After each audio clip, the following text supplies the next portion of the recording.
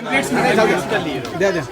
Ma'am, तो ये जो यहाँ पे लोग धरने पर बैठे हैं, इनकी समस्या को आपने सुना है, क्या आपको लगता है कि ये समस्या कुछ हल होगी, इन लोगों को घर मिल पाएगा? क्योंकि अभी बारिश भी है काफ़ी। और जी देखिए, मुंबई में बहुत जगह जोर से बारिश होती है और बहुत लोगों के घर टूटते, ये हमेशा का है।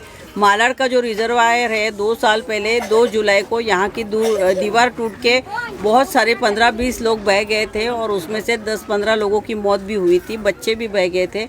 तभी मैंने ये सभागृह में भी मुद्दा उठाया था, इधर के कुछ लोगों का पुनर्वसन भी किया, लेकिन पूरी तरह से पुनर्वसन जो यहाँ का होना चाहिए था।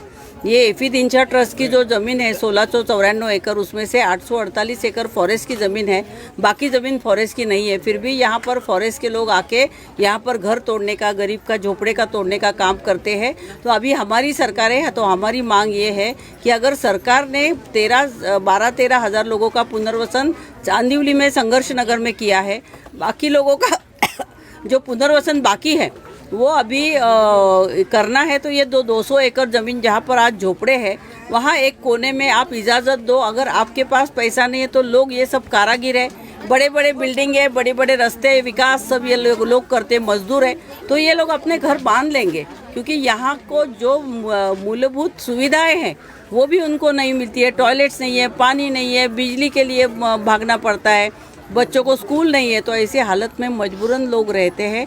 तो मुख्यमंत्री जी से भी हमारी मीटिंग हुई, हालांकि मुख्यमंत्री भी बहुत पॉजिटिव है और जितेंद्र आव्हाड जी गृह मंत्री है, वो उन्होंने भी आश्वासन दिया है कि जल्द से जल्द। तो अभी इन्होंने एक अच्छा सुझाव लाया है कि मुंबई में कई लोग पीएपी के और कई भाड़ा के या कुछ और घर खाली है, तो उन घरों में इनको 100 लोगों को तुरंत उनका पुनर्वसन वहाँ पे हो सकता है, वो जा सकते हैं। तो उसके लिए मैं अभी अगले हफ्ते से सीएम साहब है, जितेंद्र आव्हाड जी हाउसिंग मिनिस्टर है, उनके पास जाके ये प्रयास करने वाली हूँ कि लोग जो धरने पे बैठे, कम से कम इतने 100 लोगों का, 150 लोगों का जो पुनर्वसन है तुरंत कर दिया जाए। क्योंकि पूरे मुंबई के लिए 65 लाख लोग झुग्गी झोपड़ियों में रहते हैं, उनके लिए अलग प्लान करना पड़ेगा।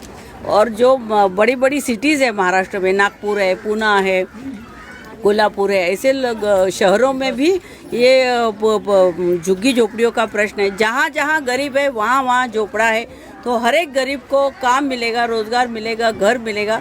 और ये फ़र्ज़ महाराष्ट्र सरकार का है, महाआघाड़ी का सरकार का है, और उसके लिए मैं तुरंत प्रयास करने वाली हूँ। और मुझे लगता है कि ये कोरोना की स्थिति जरा, इसलिए सरकार के पास भी मजबूरन कुछ दूसरा रास्ता नहीं है, लेकिन बारिश में लोग जिस हालत से रहते हैं, लोगों की मौत हो रही है, तो इसके लिए सरकार ने तुरंत फंडिंग करके ये प्रश्न सुलझाना चाहिए। एक अंतिम सवाल है कि क्या कोई आवास को लेकर के, कोई या स्लम को लेकर के कोई नीति पर काम कर रही है सरकार? मान लीजिए वो एग्जीक्यूट नहीं कर सकती है, लेकिन कोई पॉलिसी पर काम हो रहा है क्या ये महाविकास आघाड़ी सरकार?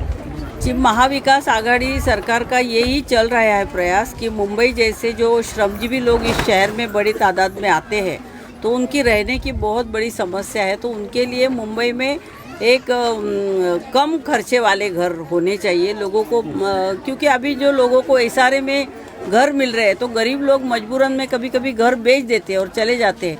तो ऐसा नहीं होना चाहिए। जिस गरीब को घर मिला है उसको ज़िंदगी भर वो घर चाहिए, उसके बाद उसके बच्चे रह सकते। तो वो घर बेचने का अधिकार जो होना ही नहीं चाहिए। यहाँ पर अगर घर आप दे रहे हैं तो घर उसके लिए चाहिए।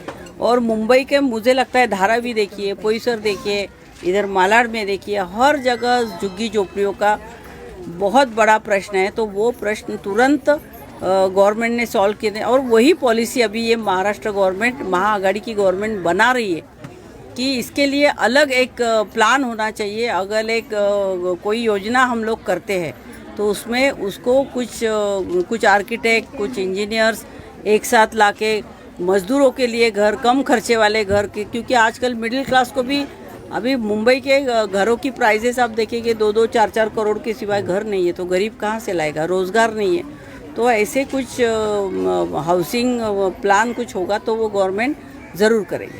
ज़रूर। बहुत धन्यवाद।